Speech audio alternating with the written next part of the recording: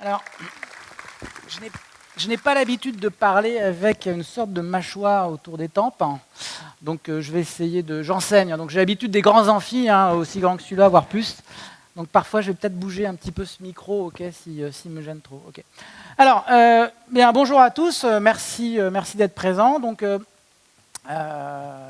moi, j'ai eu la chance, de 2003 à 2017, de faire partie de l'équipe d'imagerie Cassini. Je me suis intéressé, entre autres, donc à la formation des anneaux de Saturne, à la formation des lunes de Saturne, et c'est ce dont on m'a demandé de vous parler aujourd'hui. Donc je vais vous parler un petit peu de l'univers glacé de Saturne, où il fait très froid, il fait à peu près 80 Kelvin, ce qui doit correspondre à peu près à moins 110 degrés. Effectivement, il y fait froid, et donc au cours des années Cassini, on a fait énormément de progrès sur l'évolution de notre compréhension de l'origine des lunes et des satellites, et aussi des anneaux de Saturne. Et vous allez voir aussi que c'est l'objet d'une controverse qu'il y a eu l'année dernière entre la France et les États-Unis. C'est un sujet qui est assez intéressant. Voilà. Donc je vais vous parler de beaucoup de choses. Vous allez voir, en fait, ce n'est pas que des images Cassini. Je vais vous parler des images Cassini, je vais vous parler de modélisation, je vais vous parler de théorie, je vais aussi vous parler de lutte d'influence scientifique entre l'Europe et les États-Unis. J'avais promis aussi de parler des exoplanètes, des exolunes, etc. Mais je pense que, comme il est déjà 15h20, cette partie, je n'en parlerai pas. Mais par contre, si vous avez des questions, tout ce qui est exoplanète, exolune, bien sûr, je serai heureux d'y répondre. OK ? Bon, et bien voilà, c'est parti. OK. Donc, ce que je vous montre déjà tout de suite, alors, juste le laser. Le laser, c'est comme ça. Non, c'est pas comme ça. Ah, le voilà. Donc ce que vous voyez ici, en fait, on dirait un dessin, mais ce n'est pas un dessin. Ce que vous voyez est une vraie photo, c'est un paysage, c'est assez extraordinaire. Ce que vous voyez, en fait, c'est la planète Saturne. Vous voyez les anneaux de Saturne vus exactement par la tranche, donc c'est pour ça qu'ils sont parfaitement fins. Vous voyez un petit satellite qui s'appelle Mimas, qui passe juste au-dessus du plan des anneaux. Et est-ce que vous avez une idée de ce que c'est que ces lignes bizarres en haut? En fait, ça se comprend assez facilement. Ce que vous voyez, en fait, c'est l'ombre des anneaux projetés sur la planète. Okay. Le soleil, en fait, éclaire la scène par en bas. Et vous voyez en fait la lumière du soleil qui passe au travers des anneaux, qui projette en fait ces lignes ici sur la planète. C'est magnifique. On dirait un tableau, mais non, ce n'est pas un tableau, c'est une photo. Okay, voilà. Alors, on va d'abord parler des anneaux. Alors, les anneaux de Saturne, ils ont une nomenclature qui est assez simple. Voilà une image Cassini des anneaux de Saturne. Donc, c'est une structure qui s'étend jusqu'à peu près 2,5 rayons saturniens. Donc, pour vous donner une idée, ici, on est à peu près à 140 000 km. 140 000 km, c'est à peu près la moitié de la distance Terre-Lune. On est à 140 000 km du centre de Saturne. Et ici, vous avez l'anneau semi-transparent au plus près de la planète. Donc la planète, elle est pas, en fait, elle est ici, on ne la voit pas, mais ici, vous avez l'anneau semi-transparent qui s'appelle l'anneau C. Ici, vous avez un anneau extrêmement dense, on ne voit pas au travers de cet anneau qui s'appelle l'anneau B. Ici, vous avez un vide qui s'appelle la division Cassini. Et ici, vous avez un anneau extérieur dont on va beaucoup parler aujourd'hui qui s'appelle l'anneau A. Et ici, on ne le voit pas encore, mais je vais beaucoup vous en parler. Vous avez l'anneau qui, à lui seul, épuise les 3/4 des publications scientifiques sur les anneaux de Saturne. Parce qu'il se passe beaucoup de choses dans cet anneau fin. Vous ne le voyez pas non plus, mais vous allez voir de belles images tout à l'heure. Vous avez comme une sorte de lacet qui entoure des anneaux. Vous avez le fameux anneau F. Okay. Alors, de quoi sont faits les anneaux? La composition des anneaux est assez... En même temps, on la connaît bien, mais en même temps, on la connaît, mais en même temps, elle est très mystérieuse. Les anneaux sont faits à 99% de glace d'eau. C'est de l'eau, c'est de la glace d'eau, presque aussi pure que celle que vous avez dans votre congélateur. Alors, on pourrait se dire, bon, on connaît bien la composition des anneaux de Saturne. Oui, mais alors, c'est très étonnant parce qu'on ne comprend pas pourquoi les anneaux de Saturne sont fabriqués d'une glace aussi pure. C'est beaucoup plus pur que n'importe quel objet que vous pouvez trouver dans le système solaire. C'est de la glace d'eau beaucoup plus pure qu'une comète, de la glace d'eau beaucoup plus pure que tout ce que vous pouvez trouver à la surface des astéroïdes ou de certains satellites. On ne comprend pas par quel système, et d'ailleurs, ça pose des questions sur son origine d'ailleurs. Comment les anneaux de Saturne sont faits à 99% de glace d'eau. Okay, voilà. Alors, voilà encore des très belles images de Cassini. Donc ici, Cassini a vu l'équinoxe sur Saturne. Donc l'équinoxe, c'est le moment où le Soleil passe sous le plan des anneaux. Donc c'est un moment où les ombres portées sont très très grandes, et c'est très intéressant parce que quand les ombres portées sont très très grandes, on voit très facilement les reliefs à la surface des anneaux, et vous allez voir qu'il y a des reliefs. Alors, il faut savoir que l'épaisseur des anneaux, c'est tout petit, c'est seulement une dizaine de mètres. pour un rayon d'environ 140 000 km. Donc c'est une structure qui est fabuleusement fine. Hein. C'est fabuleusement beaucoup plus fin qu'une feuille de papier, par exemple. Hein. 10 mètres d'épaisseur pour 140 000 km de rayon, ça vous fait à peu près un rapport entre les deux. 140 000, c'est 10 puissance 5, donc ça va être de l'ordre de... Il doit y avoir à peu près un rapport 10 puissance 7 entre l'épaisseur et la taille du système. Donc c'est fabuleusement fin, et je pourrais vous expliquer pourquoi c'est aussi fin. Voilà. Donc vous reconnaissez l'anneau C, l'anneau B, la division Cassini et l'anneau A, et on va vous parler, je vais vous parler ensuite de ce qui se passe un petit peu au-delà. Alors, ce que vous avez vu, c'est la face visible des anneaux, en fait, qui est assez connue, c'est ce que vous voyez ici. Mais grâce à Cassini, on est passé du côté obscur des anneaux. C'est-à-dire on est allé du côté des anneaux où, cette fois-ci, les anneaux sont vus en transmission et pas en réflexion. Et vous allez voir que quand on est du côté nuit des anneaux, eh bien, les anneaux nous apparaissent de manière très différente. Alors attention, est-ce que ça va marcher? Ça va marcher. Donc là, c'est une animation, Cassini passe sous les anneaux. Donc là, vous avez les anneaux vus du côté éclairé, vous voyez des petits satellites passer. Et vous allez voir comment apparaissent les anneaux côté nuit. Là, c'est Janus, un petit satellite de Saturne. Vous voyez, donc l'anneau B, la division Cassini, l'anneau A. C'est comme ça qu'on les voit depuis la Terre. Et regardez, du côté nuit. Voilà, c'est comme ça qu'apparaissent les anneaux du côté nuit. Donc ça, vous ne le voyez pas depuis la Terre. Ou en fait, très très peu, mais c'est une image qui est quasiment impossible à obtenir depuis la Terre. Donc comment comprendre cette image? Eh bien, en fait, l'anneau A, qui est semi-transparent, il n'a pas trop changé de couleur. Mais celui qui s'est complètement éteint, c'est le fameux anneau B qui est extrêmement dense, parce que la lumière ne passe pas au travers de l'anneau B. Et c'est pour ça que vous le voyez ici, noir ici, quoi. Et la division Cassini, qui apparaît comme un vide noir quand la lumière est réfléchie, eh bien, quand le Soleil est de l'autre côté des anneaux, eh bien, la division Cassini se met à briller. Alors pourquoi elle se met à briller? Eh bien, pour une raison très simple, c'est qu'elle est chargée de poussière, cette division Cassini. Et les poussières, ce sont des très bons transmetteurs de la lumière. Les poussières ne réfléchissent pas la lumière, mais par contre, les poussières transmettent très très loin, très très bien la lumière. Alors, c'est une expérience qu'on a tous faite. Si par exemple, vous vous baladez dans un vieux grenier, par exemple très poussiéreux, ou vous êtes dans une pièce avec beaucoup de poussière que vous n'avez pas ouvert depuis longtemps, s'il y a un rayon de soleil qui passe à travers la fenêtre ou à travers la lucarne, on a tous fait, j'en suis sûr que vous avez tous fait cette expérience, qui est de voir que souvent dans les rayons de lumière, on voit les petites poussières qui brillent très efficacement. Okay? Eh bien ça, c'est une des propriétés des poussières, c'est qu'elles transmettent très bien la lumière. Mais par contre, si vous mettez dos au soleil, vous allez voir les poussières qui sont dans le faisceau de lumière s'éteindre. Tout simplement parce que les poussières ne réfléchissent pas à la lumière. Ceci explique pourquoi la division Cassini est sombre en réflexion quand le soleil est dans le dos, mais pourquoi elle se met à briller quand le soleil est de l'autre côté. C'est une des propriétés optiques des poussières. Et d'ailleurs, ça c'est très utilisé pour les astronomes pour essayer de mesurer les tailles des poussières dans le système solaire. D'ailleurs, cette configuration où le soleil est de l'autre côté est très intéressante parce que voilà une photo qui a été prise à Saturne alors qu'on a filmé, enfin on a photographié une éclipse du soleil. Donc là, en fait, le soleil est derrière Saturne. Donc vous ne voyez plus le soleil. Okay? Mais ce que vous voyez, alors ça c'est un truc qui est absolument impossible à voir depuis la Terre. Hein, okay? Donc ce que vous voyez, c'est tout le système en transparence. Okay?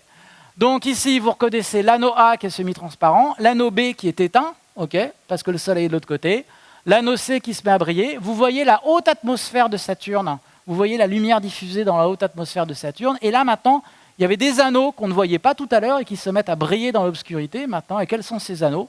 En fait, ce sont des anneaux de poussière qu'on appelle l'anneau G, qui se trouve à l'extérieur des anneaux principaux. Et l'anneau E, c'est un anneau dont on va reparler, parce que l'anneau E, c'est un anneau qui est composé de particules de glace, de billes de glace, enfin de poussière de glace, très exactement, qui sont émises par un petit satellite qui s'appelle Encelade, où on a découvert des geysers à sa surface.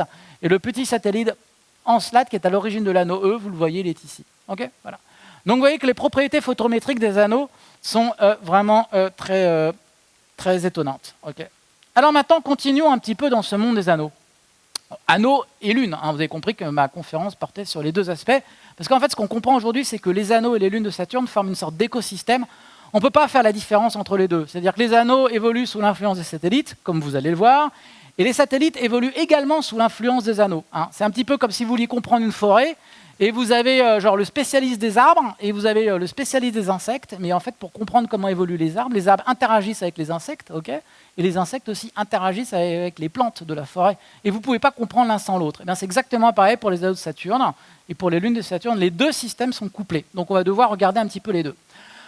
Donc ici, vous avez un schéma, vous reconnaissez Saturne, les anneaux dont je vous ai déjà parlé, mais en fait, il s'avère que le système de Saturne a beaucoup aussi de lunes. Il y a beaucoup plus de lunes que... Enfin, notre Terre n'a qu'une lune, c'est la Lune, okay, on n'a qu'un seul satellite, mais Saturne, à l'heure actuelle, a environ une 60aine de satellites répertoriés.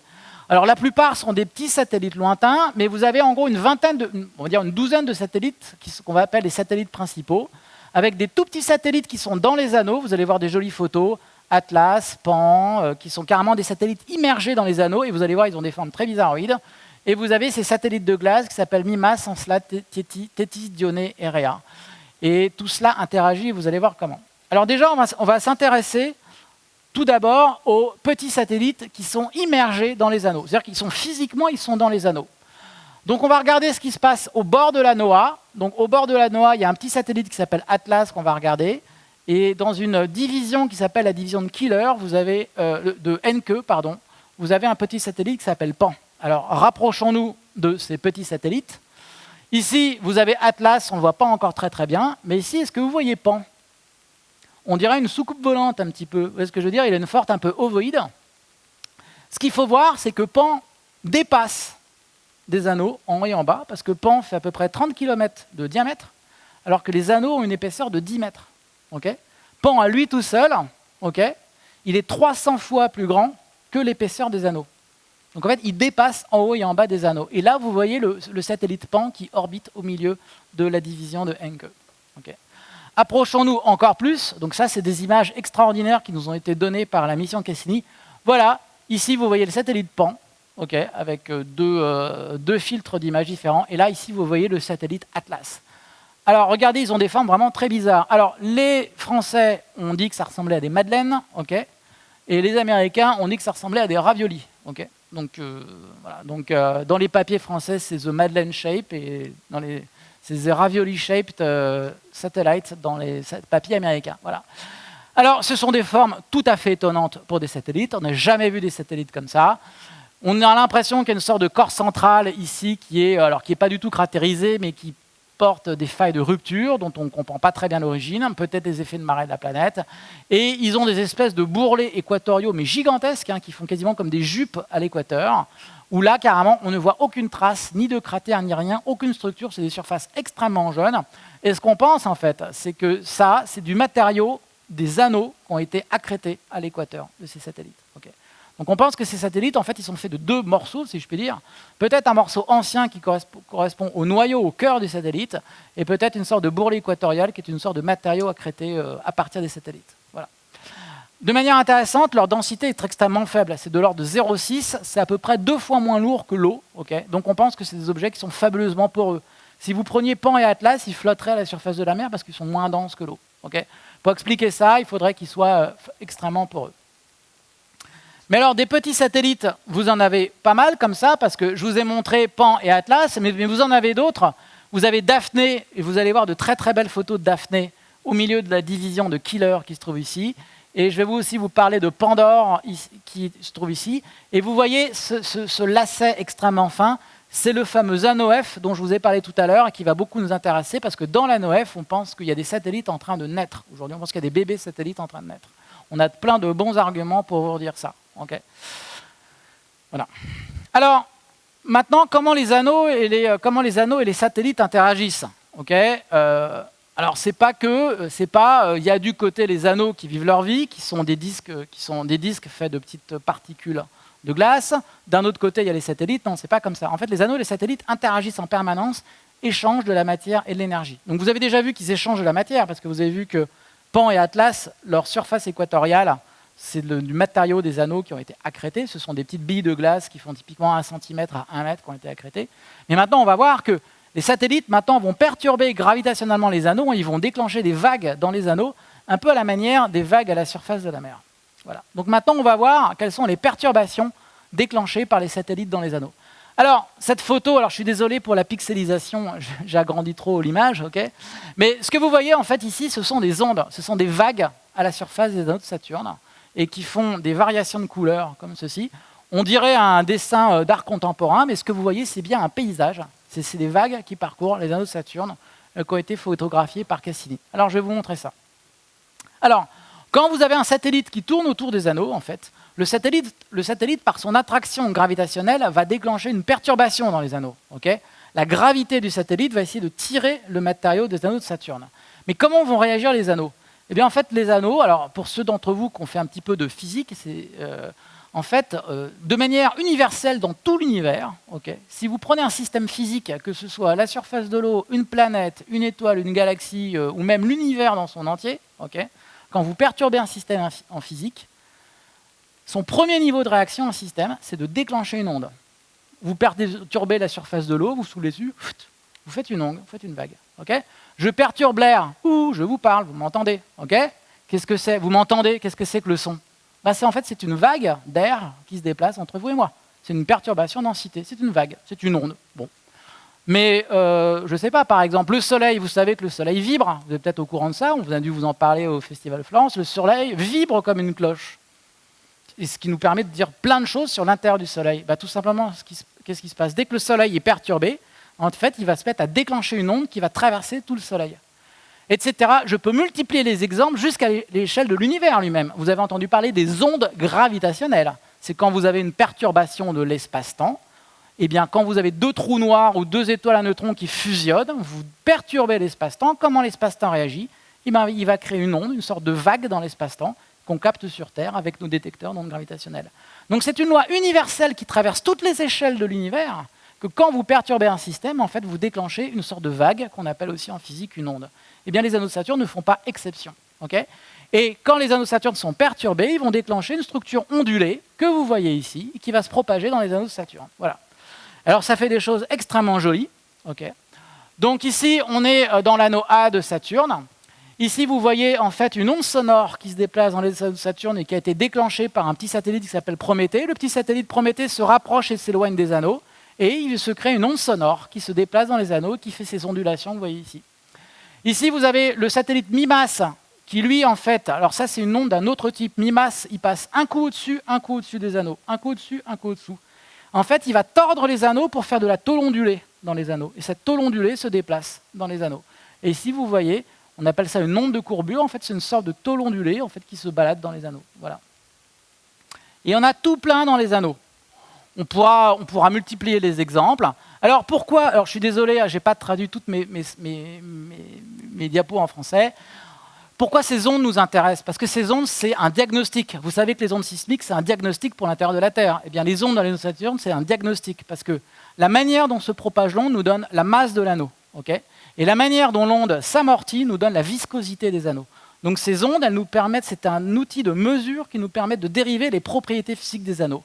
Donc là, je ne reviendrai pas trop. Disons que voilà, grâce à ces ondes, on a appris plein de choses. On sait combien ils pèsent les anneaux, on sait quelle est leur viscosité, on peut relier ça à la taille des particules dans les anneaux. Donc c'est un diagnostic sismique sur les anneaux de Saturne. Voilà. Alors, je n'insisterai pas trop dessus. C'est ici pour vous montrer en fait le mécanisme très rapidement. Vous avez un satellite que vous voyez ici dans les anneaux de Saturne qui sont en bleu et noir. Quand le satellite est peu massif, les anneaux ne sont pas perturbés. Quand le satellite est plus massif, vous perturbez la trajectoire des particules dans les anneaux et ça vous commence à faire une petite onde spirale. Et puis quand le satellite pèse vraiment très très lourd, vous faites une grosse onde spirale dans les anneaux qui se balader dans les anneaux parce que vous le perturbez très fort. Voilà. Donc ça, c'est ce qu'on appelle les ondes. En gros, c'est les ondes qui se propagent. Mais maintenant, je vais vous montrer un truc encore plus rigolo, c'est ce qu'on appelle les sillages des satellites. Quand vous avez un satellite qui passe dans les anneaux, très loin, il va déclencher des ondes, mais très proche de lui, il va déclencher... En fait, c'est encore des ondes, mais simplement, elles vont prendre une forme très particulière. C'est un peu comme un bateau qui se déplace à la surface de la mer. Le satellite va laisser un sillage ondulé derrière lui dans les anneaux. Donc là, vous avez une modélisation numérique avec le satellite Pan qui se balade dans la division de Killer. Et vous voyez que quand Pan se déplace ici sur la droite, il va laisser derrière lui une onde qui va être en retard et il va déclencher en avance de lui une onde qui va être en avance comme ceci. Et vous voyez cette structure ondulatoire, eh bien ça c'était prévu par les simulations numériques.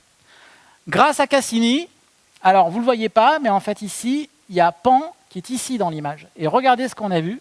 On a vu les ondes laissées par le sillage du satellite Pan. Ceci est une photo, ce n'est pas une simulation numérique. Voilà. Mais encore plus fort, on a vu le satellite Daphné.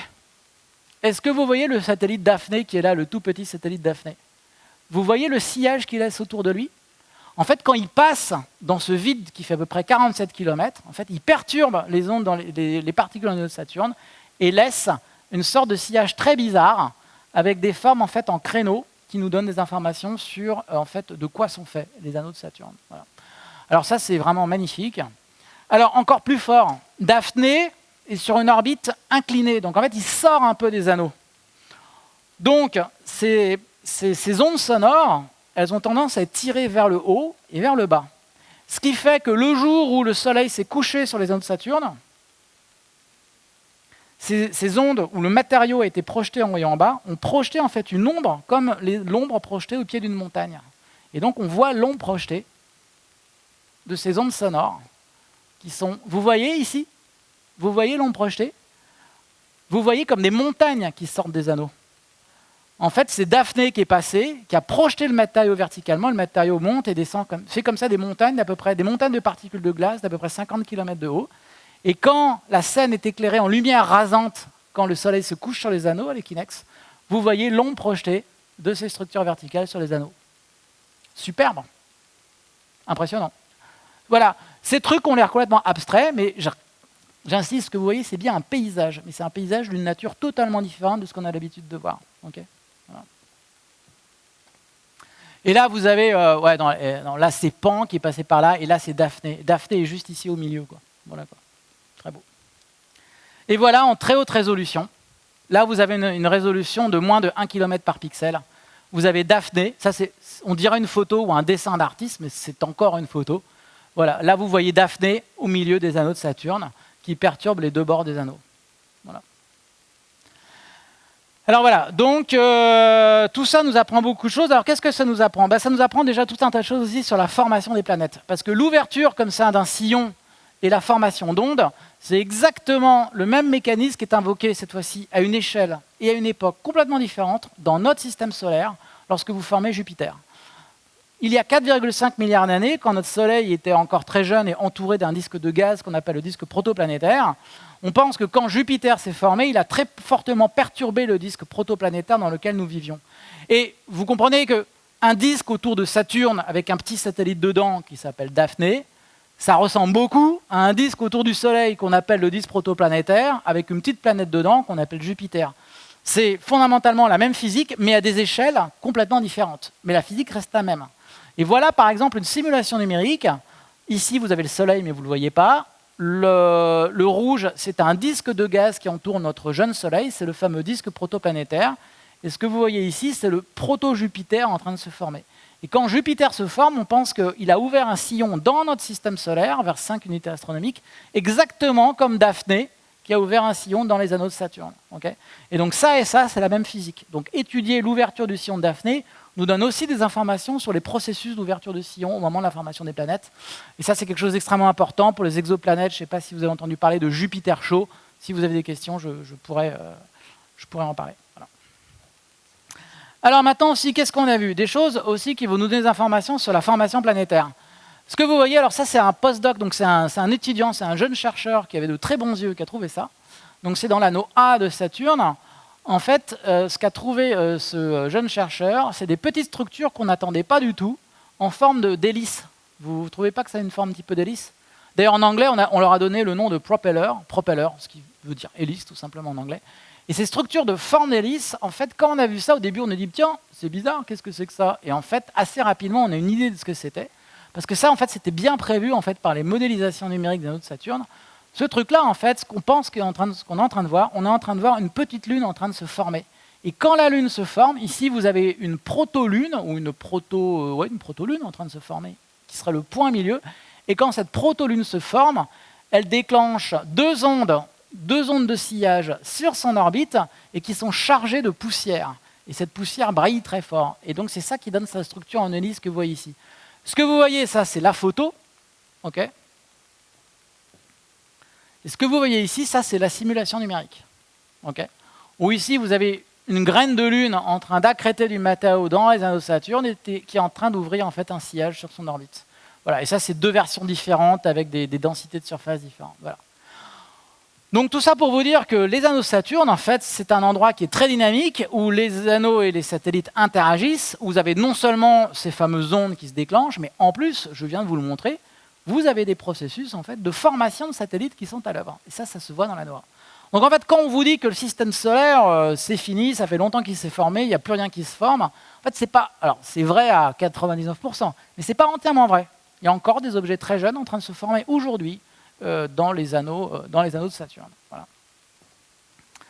Voilà. Alors, je vais encore vous parler des anneaux, d'autres choses encore mystérieuses. Revenons sur cet anneau B. Alors, cet anneau B, il est très mystérieux, parce qu'à lui seul, il représente plus de 99% de toute la masse des anneaux de Saturne. Quasiment toute la masse des anneaux est dans cet anneau B.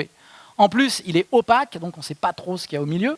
Okay, et cet anneau B, en fait, l'origine de cette couleur un peu saumonée, on ne la comprend pas très très bien. Il y a quelque chose dans les anneaux de Saturne qui n'est pas de la glace, ça on en est sûr, mais on ne sait pas bien ce que c'est. Il y en a qui disent que c'est du fer, parce que c'est un petit peu rouge. Il y en a qui disent que c'est de la matière carbonée organique. Alors vous savez, en astrophysique, la matière carbonée, c'est très très bien, parce que c'est tellement compliqué la chimie du carbone, que en gros, dès qu'on voit qu'il y a un truc qui a une chimie un peu compliquée, on dit « Ah, c'est de la matière organique okay ».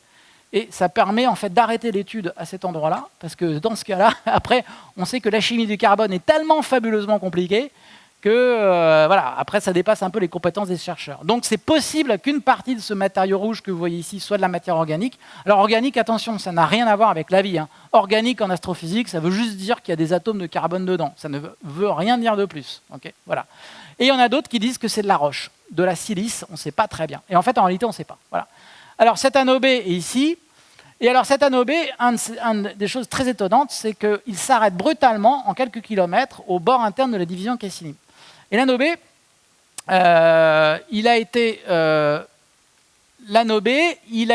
ce que vous voyez ici, alors celle-là c'est juste un petit clin d'œil, ce que vous voyez c'est une ombre de satellite. C'est quand le soleil se couchait sur les anneaux, il y a un satellite dont l'ombre a été projetée sur les anneaux, mais en fait ce satellite est beaucoup plus loin à l'échelle de mon pointeur, il doit être au bout de la salle en fait. Okay, voilà. Cet satellite, ça s'appelle MIMAS. Et alors, on pense en fait que le bord de l'anneau B, il est confiné par le satellite MIMAS, et on a vu des choses très étonnantes au bord de l'anneau B. Voilà ce qu'on a vu avec Cassini. On a vu des espèces d'aiguilles de glace au bord de l'anneau B, que vous voyez ici. Vous les voyez là? Et ça fait une centaine de kilomètres de hauteur. Okay. Et ces aiguilles de glace, on a du mal à comprendre leur origine. Ce qui est proposé, c'est que la force gravitationnelle de MIMAS, le satellite qui est tout au bout de la salle, okay, comprime le bord de l'anneau B, et on pense qu'il y a un effet de splashing, c'est-à-dire vous prenez des particules, vous les comprimez, mais les particules, elles sont incompressibles, elles ne veulent pas se comprimer. Et dans ce cas-là, elles vont sauter verticalement pour faire des espèces d'aiguilles verticales de glace que vous voyez ici. C'est ce qui a été avancé, mais ça n'a jamais été simulé proprement. Vous voyez ce que je veux dire? Donc c'est peut-être ça, mais il n'y a jamais eu encore d'études extrêmement poussées de ce mécanisme. Et donc ce paysage, on a beaucoup du mal à comprendre son origine. Mais ce que vous voyez, c'est peut-être en fait une zone ou une sorte de chahutage du fait du satellite MIMAS au bord de l'anneau B, et qui fait que vous créez comme ça ces gigantesques structures verticales. Voilà. Voilà. Et donc ça c'est juste pour les yeux, la division Cassini. Donc maintenant, je vais repasser au monde des satellites. Voilà. Donc là, je vous ai parlé des anneaux. Vous avez compris que les anneaux interagissent avec les satellites. Mais maintenant, je vais vous parler aussi des lunes. Parce que je vous ai présenté les petites lunes immergées dans les anneaux, qui ont ces formes de madeleine et de ravioli très, très rigolotes. Okay, mais maintenant, je vais vous parler... il y a d'autres lunes beaucoup plus grandes, beaucoup plus lointaines, mais qui ont aussi beaucoup d'influence sur les anneaux. Et ces lunes ont été aussi un des grands moments scientifiques, ont été l'objet d'un des grands moments scientifiques de la mission Cassini. Donc ces lunes, il y en a une dizaine. Voilà ce qu'on appelle les lunes de glace. Okay, donc vous avez MIMAS, qui fait 400 km de diamètre, Encelade, Dionée, Tétis et Rhea. Donc en gros, MIMAS, elle est à peu près 1,5 fois le rayon des anneaux. Et puis Rhea, elle va jusqu'à peu près 10 fois le rayon des anneaux. Et ce qui est très intéressant sur ces lunes, c'est que déjà, vous voyez, c'est qu'elles semblent être très cratérisées. Alors en astrophysique, en général, quand un objet est très cratérisé, c'est un objet qui n'a pas de géologie de surface, donc ce sont des astres qui n'évoluent pas. Mais de manière très intéressante, vous avez des objets qui vous présentent des surfaces mi-jeunes, mi-vieilles.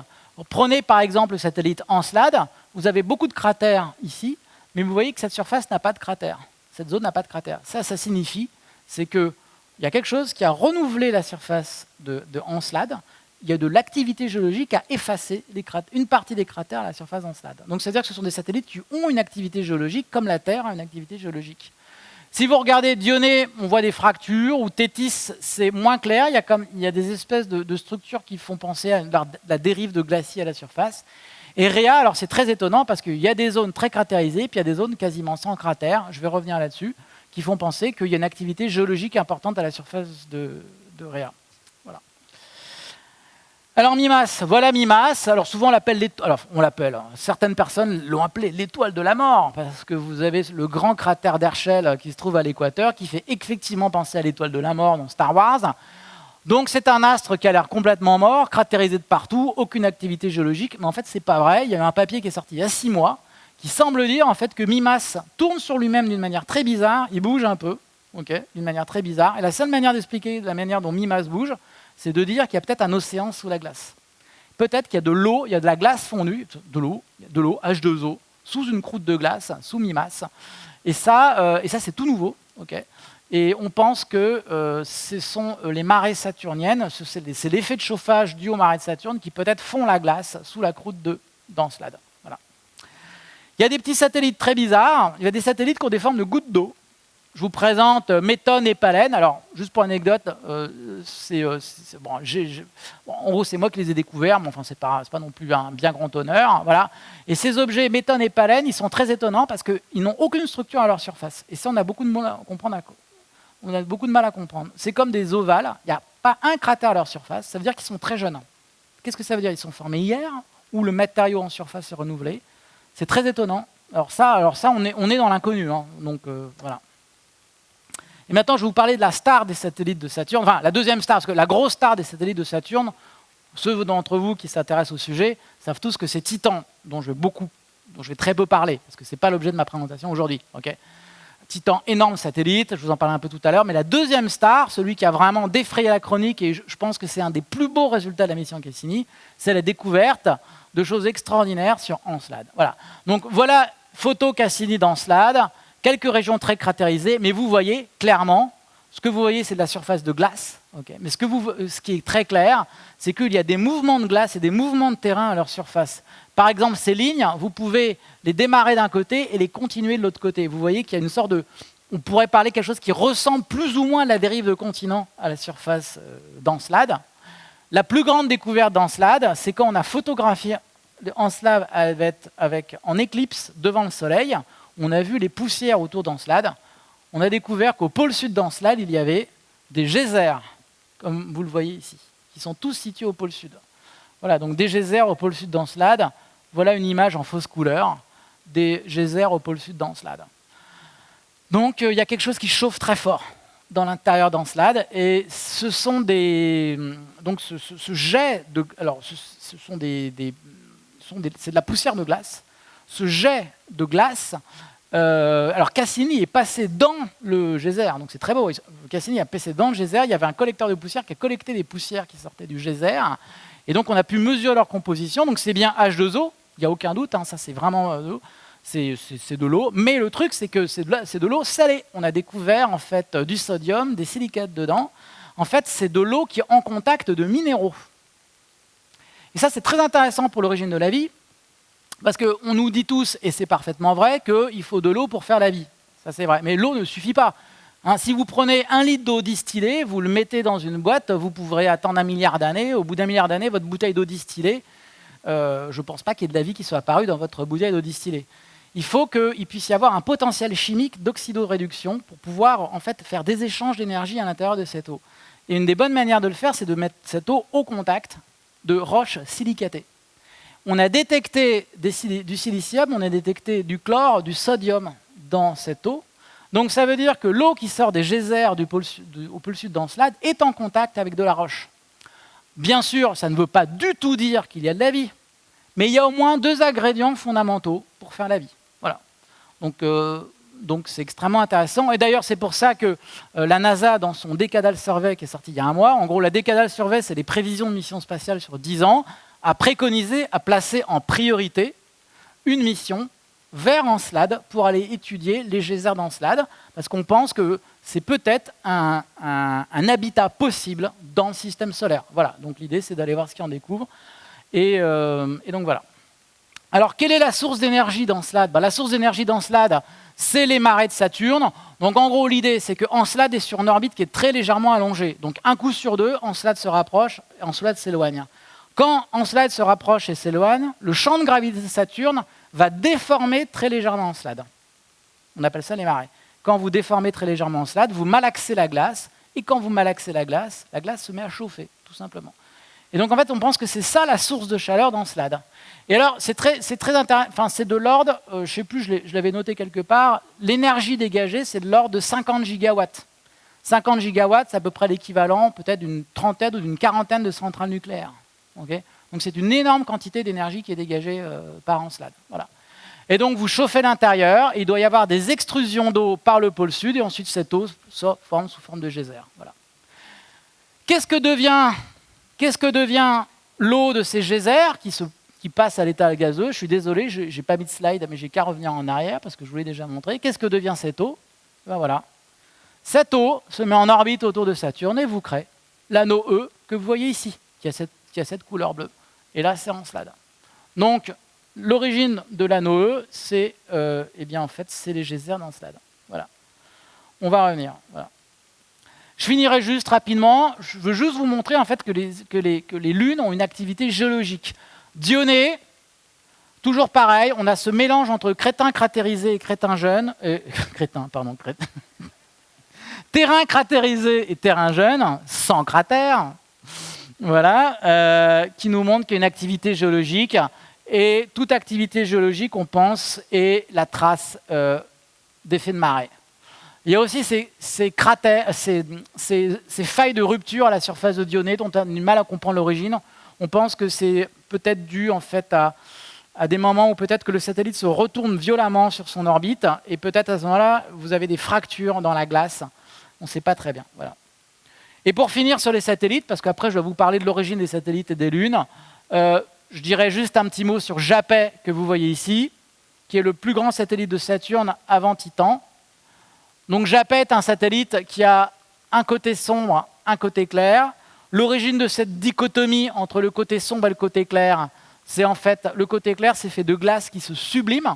Okay, et quand la glace se sublime, H2O s'en va, les molécules de glace s'en vont, mais tous les sels, tous les minéraux, eux, ne se subliment pas. Et les minéraux qui sont sombres restent. Et la partie où la glace est sublimée, on pense que c'est la partie noire. Et la partie où la glace subsiste, c'est la partie blanche. Voilà. Japet, c'est très étonnant, il y a un énorme bourrelet équatorial, un peu comme à l'équateur d'une noix.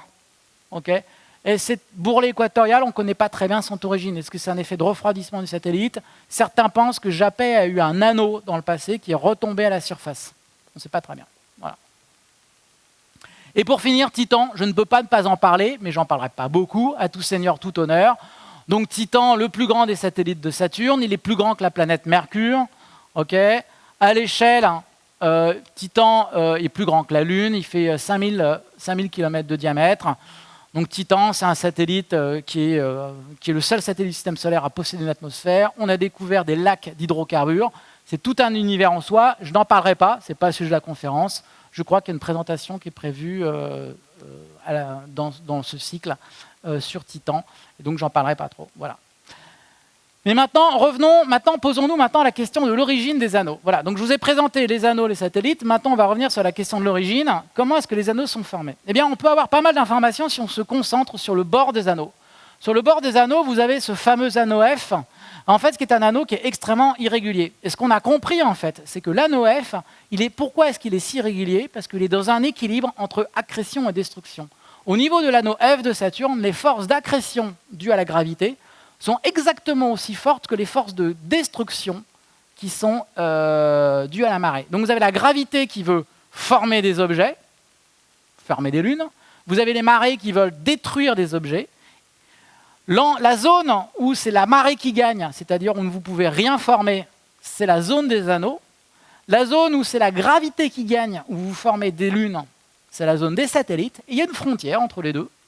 Et cette frontière, c'est l'anneau F. Et l'anneau F, vous formez autant que vous détruisez. Donc c'est une sorte d'équilibre artistique entre accrétion et destruction permanente. Je peux vous l'expliquer avec un petit dessin rapide. Donc, alors ça a été découvert par ce mathématicien français qui s'appelait Édouard Roche, qui était professeur à l'université de Montpellier.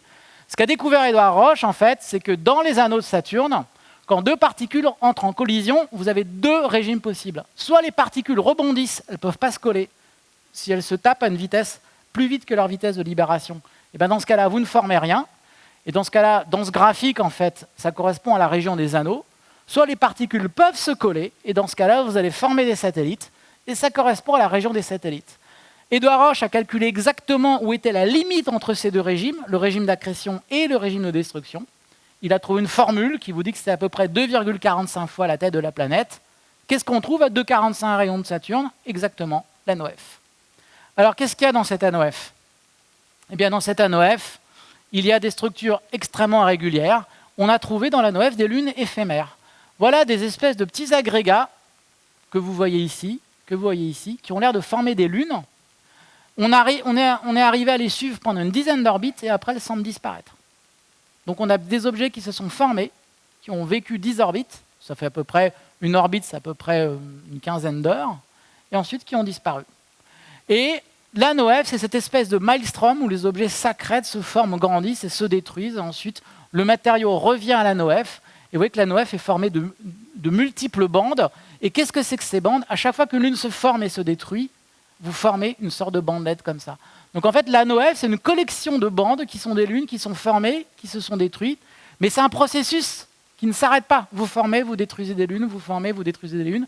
Et de cette espèce de chaos, de temps en temps, vous sortez des objets. Voilà. Et d'ailleurs, les lunes, certaines lunes arrivent à s'extraire de cette espèce de matrice générative qu'est l'anneau F. Et elles ont des formes très bizarres, telles que Prométhée ou Pandore, des formes très très allongées. Donc quand vous voyez des formes très allongées comme ça c'est la signature des marées saturniennes. C'est que les forces de marée sont tellement fortes qu'elles vont elles veulent étirer la Lune et les allongent comme des cacahuètes. Voilà.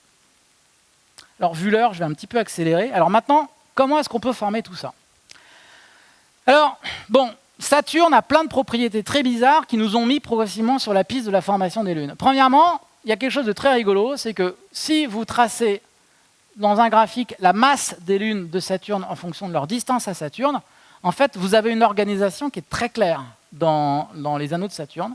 C'est que plus les lunes de Saturne sont massives, plus elles sont lointaines. C'est parfaitement clair dans ce graphique, avec une courbe qu'on pourrait presque décrire mathématiquement. Bon, voilà. Alors ça vous dit quelque chose. C'est que premièrement, en fait, ça on le comprend assez bien. On sait que les marées, en plus de déformer et de détruire, ont un autre effet, c'est que les marées vous font s'éloigner. Donc ça veut dire que les objets les plus gros s'éloignent les plus vite. On pense que c'est ça qui explique le fait que les objets les plus massifs sont les plus lointains. Mais de manière très, très intéressante, vous voyez que si vous prenez cette courbe et vous la prolongez, cette courbe elle tombe tombée à zéro au niveau de Atlas. Vous le voyez? Ce qui correspond à l'anneau F. Quand vous voyez ça, ce que vous avez, et là vous ne voyez plus de satellites. Là.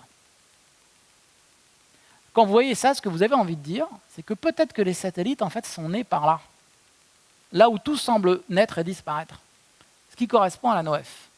Donc certains ont dit, dont moi et d'autres collègues, mais bon, disons que la communauté scientifique s'est assez rapidement ralliée à cette idée, c'est de dire en fait, peut-être que tout est né au bord des anneaux de Saturne. Peut-être que ces satellites, ils ne sont pas nés en même temps que la planète, peut-être que ces satellites ils sont liés en fait, à l'origine des anneaux eux-mêmes. Peut-être que ces satellites sont nés en fait, dans cette zone, au bord, à la limite de Roche, autour de ce fameux anneau F que vous voyez ici. Okay, voilà. Alors, ça, j'insisterai pas dessus, c'est une comparaison avec Jupiter. Bon, je peux peut-être vous en dire deux mots. Ce que je vous dis, on pense que c'est vraiment spécifique de Saturne, peut-être d'Uranus et Neptune, mais ce que je vous dis ne marche pas pour Jupiter. On a des bons arguments pour dire que Jupiter, la formation des satellites de Jupiter, c'est une autre histoire. Pourquoi? L'argument principal, en fait, le voici. C'est que si vous regardez les lunes de Jupiter, la distance à Jupiter, la masse, vous avez une décroissance de la masse avec la distance des lunes de Jupiter. Okay? Donc vous avez une décroissance de... Excusez-moi, ce n'est pas la masse, c'est la densité. Vous avez une décroissance de la densité des lunes de Jupiter. Okay? Alors que si vous regardez la densité des lunes de Saturne, ça fait n'importe quoi, ça fait des dents de scie. Vous le voyez? Cette décroissance progressive de la densité des lunes de Jupiter vous ne pouvez pas du tout l'expliquer avec une origine, par exemple, dans les anneaux de Jupiter. Okay. Donc, si vous voulez en savoir plus sur l'origine des lunes de Jupiter, ce sera une autre conférence. Okay. Mais disons qu'on pense que les lunes de Jupiter, c'est un autre mécanisme. Okay. Par contre, il y a les spécificités du système de Saturne, et le fait que les anneaux de Saturne sont massifs font qu'aujourd'hui, il y a un ralliement, on va dire, assez global sur l'idée que les lunes de Saturne ont dû naître dans les anneaux. Donc, bon, là, je vais peut-être un petit peu accélérer. Donc, là, ce que je veux dire par là, c'est que, en fait, ici, ce que je vous dis, c'est que maintenant, vous commencez à voir qu'on peut mettre plusieurs ingrédients ensemble. La NOEF forme des petits corps, premièrement. Deuxièmement, je vous dis que les marées faisaient s'éloigner les corps. Donc, alors, que les marées fassent s'éloigner des corps, donc ça, j'ai pris ça d'un cours de mécanique céleste. C'est exactement comme le système Terre-Lune. Vous êtes peut-être au courant que la Lune s'éloigne à peu près à la vitesse d'environ 3 cm par an. C'est parfaitement bien mesuré. Pourquoi est-ce que la Lune s'éloigne? Eh bien, parce que la Lune, par son action gravitationnelle, déforme la Terre. La Terre perd de l'énergie. Okay, perd de l'énergie. Eh bien, mais par contre, elle conserve son moment cinétique. Il y a un principe d'action-réaction, ce qui fait que la Terre tourne de plus en plus lentement et la Lune s'éloigne. Okay, voilà. Vous avez exactement le même mécanisme avec les lunes de Saturne. Donc maintenant, vous commencez à voir les différentes pièces du puzzle. La NOEF crée des petites lunes, parce qu'on est à la limite de Roche, là où accrétion et destruction s'équilibrent, premièrement. Deuxièmement, les marées font s'éloigner les lunes. Donc vous commencez à avoir l'idée. Vous avez une sorte de four à lunes qui est la NOEF, okay, et une fois que les lunes se forment, les marées les font s'éloigner. Alors, est-ce qu'avec tout ça, là je vais sauter ça, est-ce qu'avec tout ça, est-ce qu'on peut... voilà, c'est ça que je voulais vous montrer. Est-ce qu'on peut essayer d'expliquer la formation des lunes de Saturne? Alors, je vais vous montrer des simulations numériques. Donc là, vous voyez, c'est la distance à Saturne.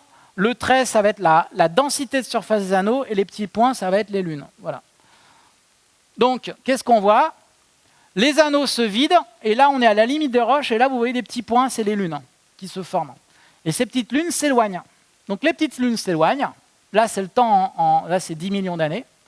Les petites lunes s'éloignent, les anneaux se vident. Voilà, les petites lunes s'éloignent. Et elles vont commencer à un moment à repousser les anneaux. Vous allez voir, quand elles sont assez massives. Voilà, regardez, les anneaux s'arrêtent de former des lunes. Et aujourd'hui, on est exactement dans une configuration comme ça. Les satellites Janus et Épiméthée confinent le bord de l'anneau. Voilà. Et on pense que Janus et Épiméthée ont à peu près de l'ordre de 10 à 100 millions d'années. Voilà. Donc ça, c'est pour les petites lunes de Saturne. Mais maintenant, la question qu'on s'est posée, c'était est-ce qu'on pouvait faire pareil avec les grandes lunes de Saturne? Est-ce qu'on peut former des objets aussi monstrueux que Rhea, par exemple, des lunes qui font 1500 km de diamètre? Okay. Et bah, tout simplement, on a regardé ce qui se passait si on commençait avec des anneaux qui étaient 1000 fois plus massifs que les anneaux d'aujourd'hui. Et bien, en fait, finalement, ça a l'air de pas trop mal marcher, ça se ressemble beaucoup. Donc là, on part avec des anneaux qui sont 1000 fois plus massifs qu'aujourd'hui. Ce que vous voyez, c'est la densité de surface des anneaux. Alors, au lieu de voir les anneaux qui rapetissent, en fait, c'est l'échelle qui grandit. Donc là, les anneaux se vident et vous voyez les lunes se former. Là, c'est la distance à Saturne. Là, c'est les lunes formées dans l'ordinateur. C'est les rondes. Et les carrés, c'est les vraies lunes de Saturne. Voilà. Et donc, on fait l'hypothèse que le système a 4,5 milliards d'années, à peu près l'âge du système solaire. Et donc, la grande question, en gros, si vous voulez, si vous n'avez pas compris ma présentation, la question, c'est est-ce que les ronds vont aller sur des carrés? Voilà, en résumé. Hein. Est-ce que les lunes numériques vont s'aligner sur les vraies lunes de Saturne? Voilà. Et ça, c'est le papier qu'on avait publié. Et vous allez voir, en fait, que l'accord n'est pas trop mal. Voilà, encore. Voilà. On arrive à ça. C'est pas parfait, parce qu'il y a des effets stochastiques, parce que peut-être qu'on n'a pas entièrement compris la physique, mais on va dire que c'est un accord qu'on qualifierait quand même de très raisonnable en astrophysique, voire bon. Okay, voilà. Parce qu'on a la bonne forme de courbe, on a les bonnes tailles, on a la bonne distribution de distance, on n'a peut-être pas exactement le bon nombre de lunes, mais en fait, on n'est pas loin. Donc ici, on a l'impression en fait, qu'on a un modèle qui nous dit en fait, que les lunes de Saturne se formeraient bien à partir des anneaux, mais il faut faire l'hypothèse que les anneaux, dans le passé, étaient à peu près au moins 1000 fois plus massifs qu'aujourd'hui. Alors, comment faire? Alors, est-ce qu'il y a des choses qui nous confirment ce scénario? Bon, déjà, on va dire l'accord qualitatif entre la distribution de masse des lunes de Saturne et les simulations, c'est pas mal. Mais c'est surtout que Cassini nous a montré une nouvelle lune récemment. Eh bien, je vous présente Peggy, la dernière née des lunes de Saturne, découverte en 2014 par une équipe de collègues à Londres. Ils ont trouvé ce petit objet qui était en train de sortir de la NOAA. Voilà. On lui a même donné un nom, il s'appelle Peggy. Il y a 10 ans, à l'époque Voyager, cet objet n'était pas là. Voilà une petite lune, c'est un bébé lune qui vient de naître. Voilà quoi. Okay. Voilà. Donc tout ça est assez joli. Donc ça, je suis désolé, je suis assez en retard en fait, donc je saute quelques slides, mais en fait ces slides sont des slides de résumé, donc vous ne ratez aucune information. Alors maintenant, voilà, c'est ça que je voulais vous montrer. Comment expliquer l'origine des anneaux? Parce que je vous ai vendu l'origine des satellites, mais vous avez remarqué, je ne vous ai toujours pas dit comment se formaient les anneaux. Okay, voilà. Alors maintenant, comment former les anneaux? Alors former les anneaux, alors là, c'est pas simple, et là, je vous avouerai que la situation est beaucoup plus mystérieuse que sur les lunes, en fait, quoi. Parce que les anneaux, c'est une très grande quantité de masse qui est très proche de la planète. Et toute la question, c'est comment apporter... Alors, ça représente 10 puissance 19 kg. Donc, si vous regroupez tous les anneaux, ça fait à peu près une lune de 200-300 km de diamètre. Okay, donc, c'est beaucoup plus gros qu'une comète, par exemple. Une comète, c'est quelques kilomètres de diamètre. Ça ressemble, à peu près, c'est comme les plus gros objets de la ceinture d'astéroïdes, si on regroupait ça sous forme d'un seul objet. Bon. Alors, comment apporter autant de glace aussi près de Saturne, et surtout comment apporter de la glace pure? C'est ça la question. C'est que ce n'est pas de la glace cométaire, c'est plus pur que 99%. Okay, c'est la glace qui n'a pas d'équivalent dans le système solaire. Voilà. Donc alors la grande idée, c'est de dire que pour obtenir une glace aussi pure, il faut fracturer un objet qui a séparé la glace de la roche. Et pour séparer la glace de la roche, la bonne idée, c'est de prendre ce qu'on appelle un objet différencié. Vous savez que la Terre est différenciée. Vous avez un manteau fait de roche et un noyau de fer. Les éléments denses sont partis dans le noyau et les éléments peu denses sont partis dans le manteau. Okay, il y a très peu de fer dans le manteau, mais par contre, tout le fer de la Terre est dans le noyau. La Terre est différenciée.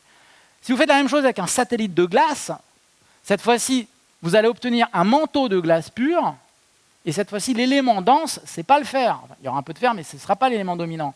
L'élément dense, ce sera la roche de silicium. Donc les satellites de glace, ils ont un manteau fait de glace quasiment pure et un noyau fait de roche. Donc l'idée à laquelle tout le monde pense, c'est de dire qu'en fait, les anneaux de Saturne, c'est un ancien manteau de satellites de glace qui a été fracturé. Parce que c'est le seul moyen qu'on voit pour séparer aussi efficacement la glace de la roche. Donc ce qu'on pense, voilà plusieurs hypothèses possibles, c'est qu'il y avait un satellite de glace différencié avec un manteau de glace et un noyau de roche qui s'est rapproché de Saturne, qui a spiralé vers Saturne au moment où il était en train de se former. Donc on pense qu'il y avait encore un disque de gaz autour de Saturne et que quand il s'est rapproché de Saturne, il a traversé la fameuse limite de Roche. Et vous avez compris que tout ce qui traverse la limite de Roche est détruit. Ayant traversé la limite de Roche, ce satellite en fait a vu son manteau fracturé. Le manteau a peut-être donné des anneaux. Et le noyau de Roche, lui, comme il se fracture beaucoup plus difficilement, lui, il a continué à migrer. Peut-être le noyau de Roche est tombé dans la planète Saturne. Première hypothèse. Ça, c'est pas mal parce que ça s'explique très naturellement. On va dire que c'est tellement naturel que c'est très dur à éviter. Voilà, au sens où tous les modèles de formation de Saturne vous prédisent que ça, c'est possible. Autre idée. L'idée, c'est de dire, il y a un gros objet qui, dans le passé, est passé très près de Saturne. Alors, une fois de plus, il faut que ce soit un objet différencié. Donc, un objet, je sais pas, un gros objet de la ceinture de Kuiper, un objet genre Pluton, par exemple. Okay, alors, Pluton, encore, ce serait bizarre parce que Pluton est plein de matière organique et on ne voit pas beaucoup de matière organique dans les anneaux de Saturne. Donc, il faut que ce soit un objet très riche en glace, mais très pauvre en matière organique. Où trouver ça? Oui, peut-être entre Jupiter et Neptune, ce serait peut-être possible. Si un objet fait un passage trop proche au voisinage de Saturne, il va se trouver détruit par les marées. Et les débris, à peu près 1% des débris de glace vont se retrouver en orbite autour de Saturne et peut-être vont faire les anneaux. Voilà. Donc en résumé, voici les deux grandes idées pour former les anneaux de Saturne. Soit le passage d'un gros objet différencié, soit un satellite qui est tombé en spirale autour de Saturne. Et aujourd'hui, je vous avouerai, on ne peut pas vous dire lequel des deux est le meilleur. L'avantage de ça, c'est que ça marche très très bien, mais ça ne marche qu'il y a 4,5 milliards d'années, quand Saturne s'est formé. Ça marche pas mal aussi. Le problème, c'est que c'est un événement qui est extrêmement rare, premièrement, qui se passe une fois tous les 2 ou 3 milliards d'années, premièrement, et deuxièmement, qui aurait dû se passer autour de toutes les planètes géantes. Et troisièmement, le problème, c'est que dans le modèle du satellite qui migre vers Saturne, il y a une histoire de sens de rotation. Vous êtes obligé que les anneaux tournent dans le même sens de Saturne. Je pourrais revenir, c'est une histoire de conservation de moment cinétique. Mais par contre, dans le modèle du passage d'un gros objet au voisinage de Saturne, l'objet il peut passer dans n'importe quelle direction autour de Saturne. Donc un coup, vous avez des anneaux qui tournent dans le sens de la planète, un coup, vous avez des anneaux qui tournent dans le sens opposé de la planète. Et ça, c'est quelque chose qui ne se voit pas dans le système solaire. Donc tout ça fait que les gens ont plutôt tendance à privilégier cette hypothèse. Peut-être qu'il y a un gros satellite qui a migré vers Saturne il y a 4,5 milliards d'années. Voilà. Tout va bien, tout le monde est content. On a peut-être un mécanisme pour former les anneaux, on sait former les lunes, et voilà. Dernier élément de confirmation. Là, je reviens sur cette slide. Dernier élément de confirmation. Ça, c'est une question qu'on m'a... Je suis désolé, où est-ce que je laisse ces slides? Je suis désolé, je ne trouve pas ma slide. Bon, bref, je vous le dis à l'oral, de toute façon, ce n'est pas hyper compliqué non plus. Dernier élément de confirmation, on pourrait nous dire, oui, mais alors attendez, si les anneaux donnent naissance aux satellites, les anneaux devraient disparaître un jour, à force de donner naissance à plein de petits satellites. Eh bien non, en fait, les anneaux ne disparaissent pas. Parce qu'en fait, ce qu'on peut montrer, c'est que le processus est de plus en plus lent. Il y a un moment où on forme quasiment plus rien. Et les anneaux, en fait, ont une sorte de masse asymptotique, c'est-à-dire une masse en dessous de laquelle ils n'arriveront pas à descendre, qui est de l'ordre de 10 puissance 19 kg. C'est à peu près une lune de à peu près d'une centaine de kilomètres. Bon. Cassini, en 2017, lors de ses toutes dernières orbites, est passé entre les anneaux et la planète. Et pour la première fois, ça n'avait jamais été fait avant, Cassini a mesuré directement le champ de gravité des anneaux. On a eu la première mesure directe de la masse des anneaux. Avant, on avait des estimations, mais Cassini, en 2017, a mesuré directement l'attraction des anneaux. Et elle a trouvé 1,5 fois 1,3 fois 10 puissance 19 kg. C'est-à-dire 1,3 fois la masse limite qu'on avait calculée dans le cadre du modèle de formation des satellites. Donc quand on voit ça, on dit bah, c'est génial, on a tout prévu, on a même la masse, on a même calculé la masse des anneaux, etc. Donc on a un bon modèle, on était tout contents.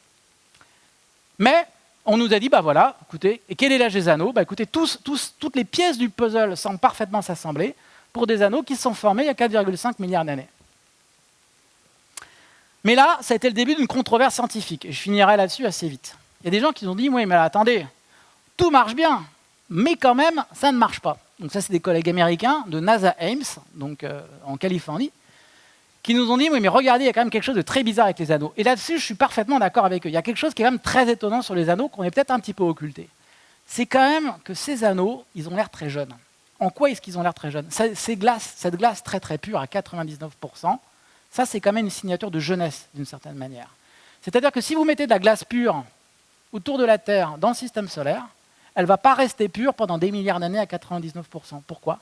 Parce que vous avez le bombardement météoritique, toutes ces particules de roche qui traversent le système solaire, qui vont venir noircir la glace avec le temps. Et, je suis désolé, il y a un X à taux. Okay, voilà. Et en fait, il a été mesuré, ça c'est grâce au spectro-imageur infrarouge, il a été mesuré en fait, que la contamination en matériaux météoritiques est de moins de 1%. Et à ce moment-là, nos collègues de NASA Ames disent, bah ouais, il y a un problème dans votre raisonnement sur des anneaux vieux. C'est que plus le temps passe, au début, vos anneaux ils sont faits de glace pure, mais plus le temps passe, plus ils se chargent de matériaux météoritiques qui sont sombres. Ok? Et puis plus le temps passe, en fait, le temps va noircir les anneaux.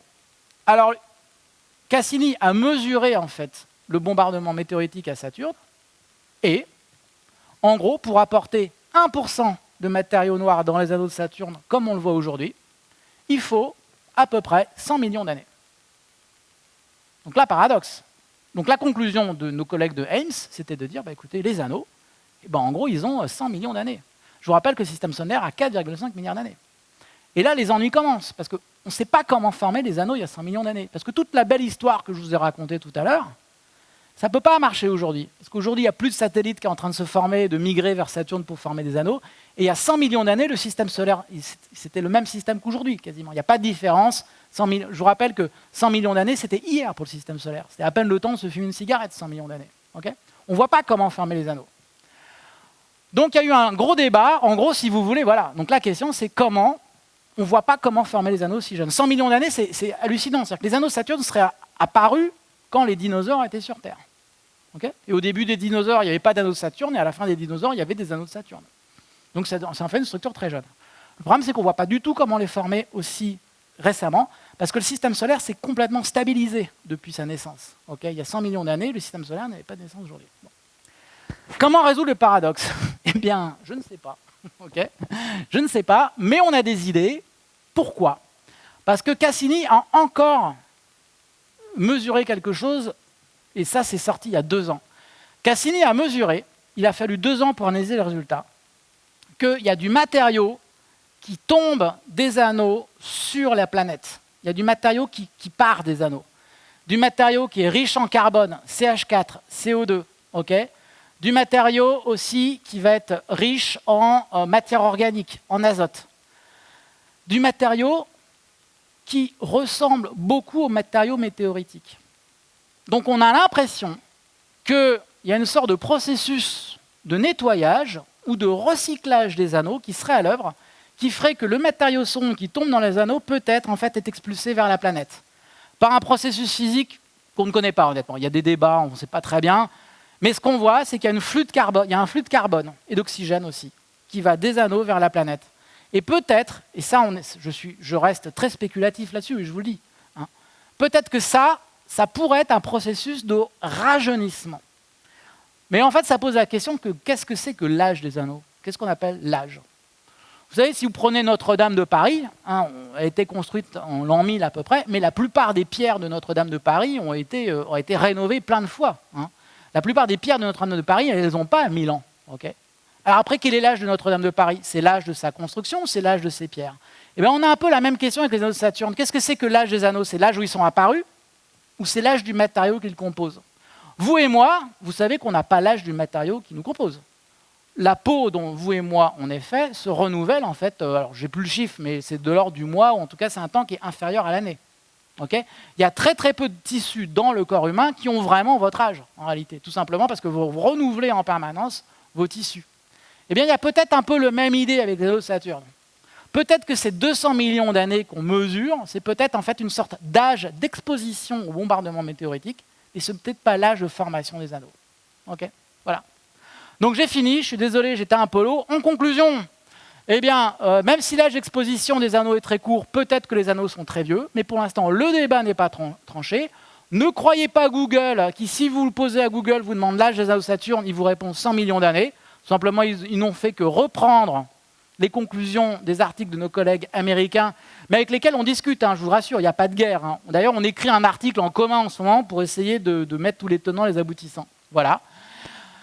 L'idée que la plupart des satellites sont nés dans les anneaux, je vous dirais que la plupart des données confirment cela. Et même aujourd'hui, j'ai des collègues qui sont en train d'étendre ce type de mécanisme pour former des planètes autour d'étoiles. Voilà.